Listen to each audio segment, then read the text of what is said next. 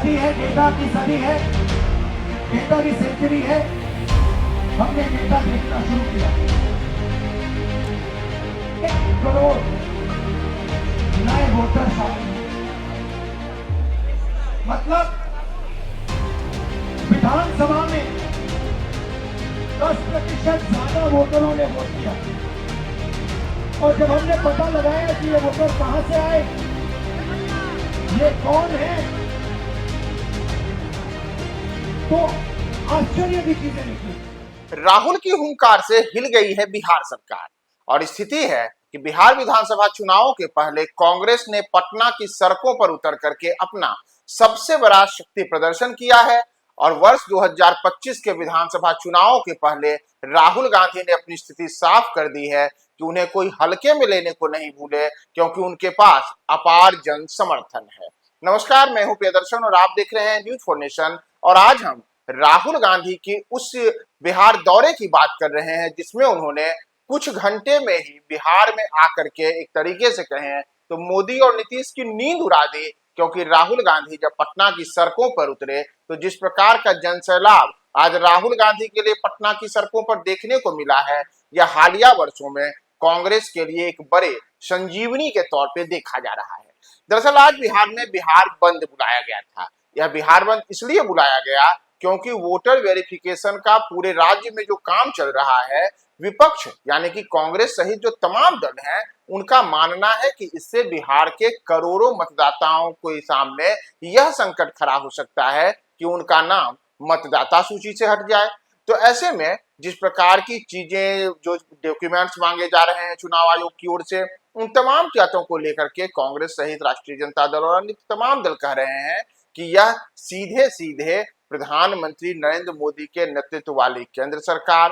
Bharatiya Janata party और चुनाव आयोग की एक साठगांठ है, जिसके सहारे बिहार के करोड़ों मतदाताओं का नाम मतदाता सूची से बाहर करने की साजिश की गई है। और राहुल गांधी जब आज पटना आए तो उन्होंने भी इन्हीं बातों को दोहराया। दरअसल अगर आप याद करें तो राहुल गांधी ने आज स्पष्ट रूप से कहा कि महाराष्ट्र के विधानसभा चुनाव और लोकसभा चुनाव के बीच में जब उन्होंने वोटों का आकलन किया तो महाराष्ट्र के जब लोकसभा चुनाव हुए तब महाराष्ट्र में इंडिया गठबंधन को बड़ी जीत हासिल हुई। लेकिन उसके विपरीत जब कुछ महीने बाद ही विधानसभा के चुनाव हुए तो वहां पे इंडिया गठबंधन को अपेक्षित सफलता नहीं मिली। इसके पीछे राहुल गांधी ने तर्क दिया है कि करीब 1 करोड़ मतदाताओं के नाम वहां पे उलट-पुलट किए गए, जिसका नतीजा हुआ कि कई सीटों पर बड़ी संख्या में जहां नए नाम जोड़े गए, उस कारण से वहां भारतीय जनता पार्टी और एनडीए समर्थित लोग जीते। और नतीजा रहा कि वहां स्पष्ट बहुमत की ओर जाते हुए इंडिया ब्लॉक को चुनाव में बड़े हार का सामना करना पड़ा। तो राहुल गांधी ने इसीलिए स्पष्ट किया है और उन्होंने साफ तौर पे कहा है कि चाहे मोदी जी हो या चुनाव आयोग हो, वह जान लीजिए कि यह बिहार है और इस बिहार में आपकी यह हेरा फेरी नहीं चलेगी। तो राहुल गांधी ये आरोप बार बार खुले तौर पे सार्वजनिक रूप से चुनाव आयोग से लेकर के भारतीय जनता पार्टी तक प्रधानमंत्री नरेंद्र मोदी को टारगेट करके ये तमाम चीजें कह रहे हैं कि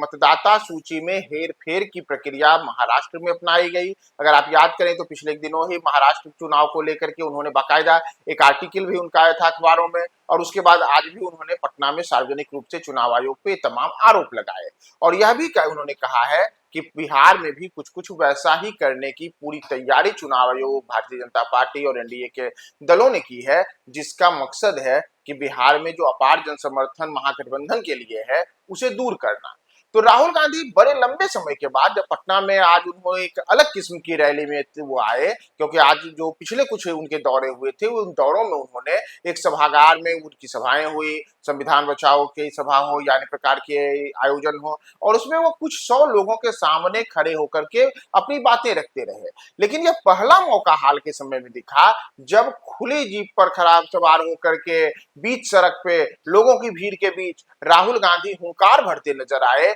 और राहुल गांधी उन आरोपों को जो बार बार वह लगा रहे हैं उसे वह फिर से उन्होंने दोहराया कि किस प्रकार से मतदाता सूची को लेकर के ये तमाम प्रकार के हेरफेर की चीजें कोशिशें की जा रही हैं। तो राहुल गांधी की इस रणनीति जो है, राहुल गांधी का जो आक्रामक तेवर है, बिहार में कांग्रेस के लिए एक अलग किस्म की संजीवनी के रूप में देखा जा रहा है। क्योंकि कांग्रेस, जिसका अगर आप इतिहास याद करें तो वर्ष 1985 के चुनाव में आखिरी बार बिहार में कांग्रेस ने 3 डिजिट यानी कि 100 से ज्यादा सीटें हासिल की थी। वहीं बाद में वर्ष 1990 में जो ग्राफ गिरना शुरू हुआ, जब 1990 में वहां तो 71 सीटों पर कांग्रेस सिमट गई और उसके बाद चुनाव दर चुनाव कांग्रेस की स्थिति गड़बड़ाती गई, यहाँ तक कि जब झारखंड अलग हुआ और उसके बाद वर्ष 2005 के जब विधानसभा चुनाव हुए बिहार में, तो पहली बार जब विधानसभा का चुनाव हुआ 2005 में, तब कांग्रेस केवल 10 सीटों पर सिमट गई थी और दूसरी बार में 9 सीटों पर। और उसके बाद जब कांग्रेस का प्रदर्शन फिर से काफी खराब हुआ तो 2000 इसी तरीके से जब 15 का चुनाव हुआ तो उस चुनाव में कांग्रेस को 23 सीटें आई